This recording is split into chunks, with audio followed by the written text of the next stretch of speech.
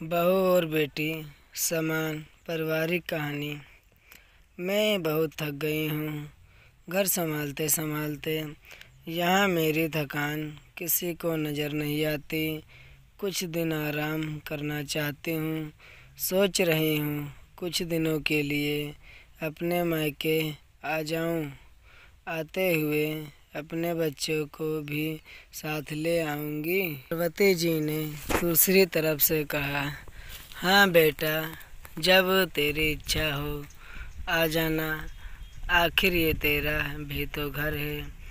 ठीक है माँ, तो मैं कल ही आ जाऊँगी। नम्रता खुश हो बोली। बच्चे वहीं से स्कूल चले जाएंगे। आखिर एक ही शहर में ससुराल और मायका होने का कुछ तो फ़ायदा मिले।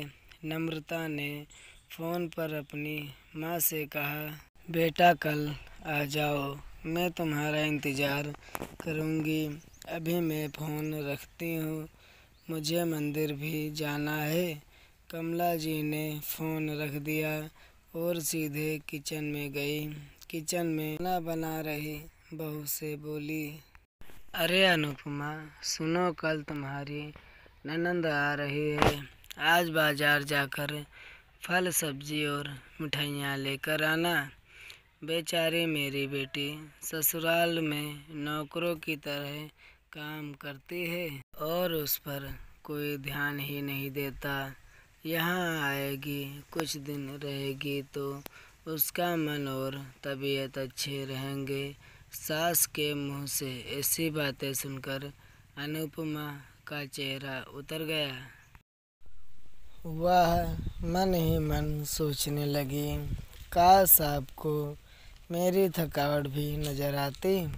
मैं भी दिन रात झाड़ू पोछा, बर्तन, खाना बनाना, मार्केट जाना और हर वह काम करती हूँ जिससे हमारे परिवार वालों को कोई दिक्कत ना हो। काश आप मुझ पर भी ध्यान दे पाती।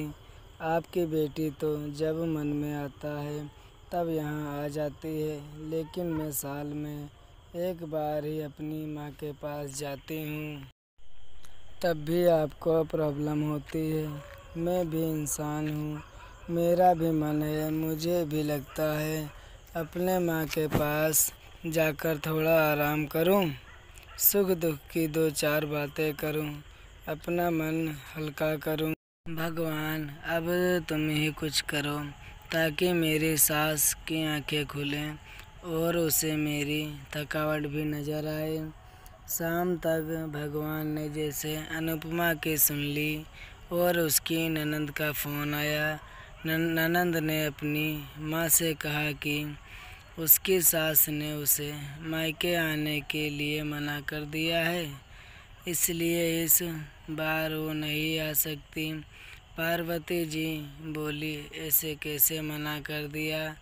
पहले तो कभी वह तुम्हें आने के लिए नहीं रोकती थी, इस बार भला क्या हो गया? लाओ मेरी बात कराओ, उसे मैं समझाती हूँ। नम्रता ने फ़ोन अपनी सास के पास दिया।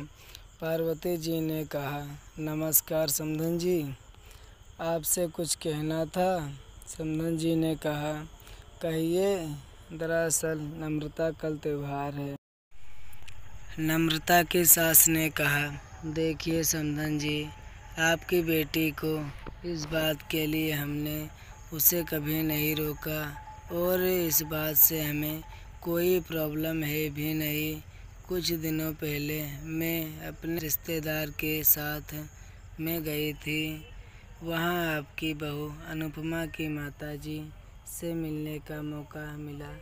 उनसे गपशप करने के दौरान उनकी बातों से पता चला कि अनुपमा को साल में एक ही बार अपने मायके जाने को मिलता है और वो भी बहुत कम समय के लिए। मुझे लगता है आपको पहले अनुपमा को उसके मायके भेज देना चाहिए और वह जब मायके होकर आ जाएगी तो मैं नम्रता को आपके पास भेज दूंगी। एक बहुत ज़रूरी बात जो मुझे लगता है आपको समझ लेनी चाहिए। कि आपको अपनी बहू को भी बेटी की तरह या बेटी से भी ज़्यादा प्यार देना चाहिए। उसे भी मायके जाने की इच्छा होती होगी। हो सकता है नम्रता के वहाँ आने से उसकी आवभगत करने के लिए आप उसे उसके मायके नहीं भेजती होंगी, या फिर वह आपसे कुछ कहने से भी डरती हो। अगर आप उसको घर में ही कैद रखेंगी तो एक दिन ऐसा आएगा जब वह आपके खिलाफ बोलने लगेगी, फिर वह आपकी सुनेगी भी नहीं और जब चाहे तब अपने मायके जाएगी। उन्हें महसूस हुआ कि उन्होंने अपनी बेटी के प्यार में अंधे होकर कभी भी अपनी बहू के मन का विचार नहीं किया।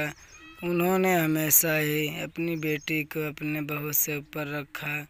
दूसरी तरफ नम्रता भी अपनी भाभी के बारे में हो रही इस बातचीत को सुन रही थी।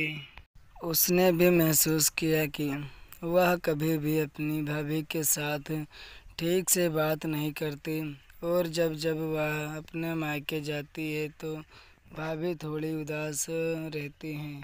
ऐसी परिस्थिति आए इससे अच्छा है कि आप ही कुछ बदलाव अमल में ले आए जिससे आपका रिश्ता और रिश्ते की मिठास खराब ना हो।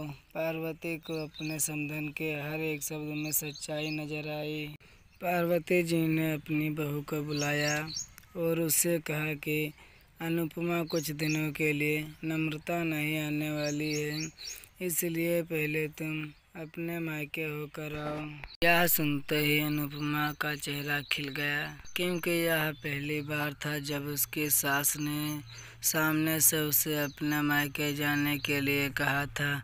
अगले दिन अनुपमा अपने मायके गई और इस बार 1-2-3 नहीं पूरे हफ्ते भर रहकर आई। अपने माँ बाप से अपने रिश्तेदारों से मिलकर आई और जब वह लौटकर आई तो उसका चेहरा खिला हुआ था, उसकी आंखें चमक रही थी। अनुपमा के आने के बाद नम्रता भी अपने मायके आई और इस बार वो खुद सामने से अपनी भाभी से खुशी खुशी मिली और अच्छे से बात की।